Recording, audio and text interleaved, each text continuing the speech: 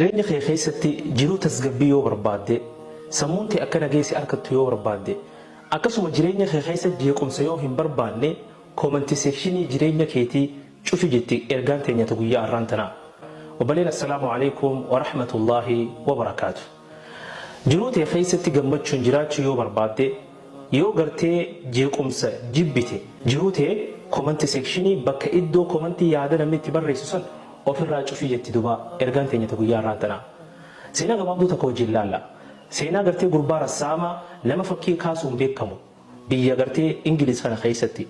Namtichi kuni fakkii adda addaa kaaseeti bakka gartee daawwannaa namni gartee wal gahu bakka gartee namni walitti qabamu yeroo guyyaa daawwannaa isaanii san fakkii kaase kana guyyaa tokko fakkii bareedduu gartee yeroo itti fudhatee yeroo dheertuu kaasee bakka daawwannaa san geessee kaaye duba.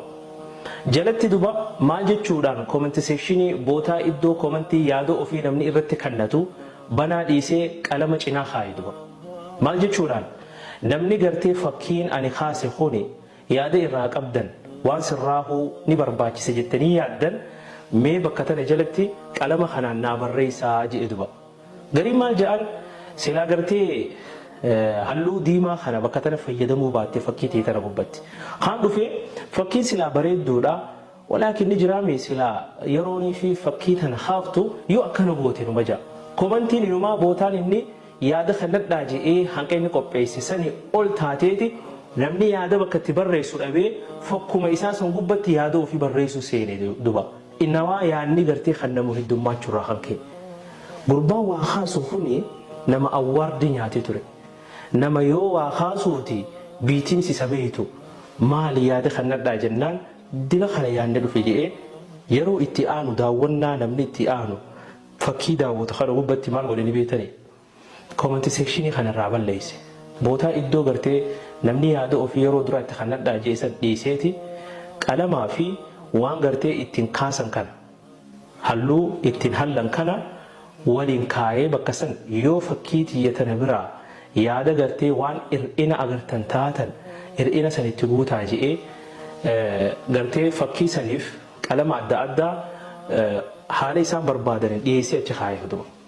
Namni tokko osoo gartee fakkii san gubbatti yaada wayii hin dabalin qalama adda addaa barbaadan hunda achi kaayee jira. Yoo bakka gartee magariisee barbaachisu ta'e asitti magariisaa barbaachisa jedhanii irratti magariisa dibuu. Namni tokko osoo gartee fakkii isaa san akkatti qubaan hin tuqatini laalaniituma bareedaadha jedhanii irraa gammadan duba. Seenaa tanarraa maal fudhattanii beektaa? Jiruu tee keessatti tasgabbiin jiraachuu yoo feete jiruu tee taati filattee tasii taatee mushta isaanii taate osoo hin ta'in tasiif taatee jiraachuuf filatte tana koomantii seekshinii isii cufi namni yaada akka irratti kannatuuf hiree namaa hin laatin. Atummaan gartee fiddee yaadarra kannadhaa namaan jettee namni jireenya kee gaafa laaqe eenyu komachuu deemta. Namni wanni atiif sii tahe sumaaf tahe malee isaaf tahuu dhabuutu mala. Kanaaf jireenya kee keessatti keessattu waa'ee maatiidhaa maatii ta'e gartee namni akka yaada irratti kannatu. Gartee bultii ati naataati jettee jaarratte akka namni yaada irratti kannatu. Atumaatu of godhaa jiruu ta'e jiruu tasgabbii jiraachuu yoo feete koomantii seekshinii cufi duba.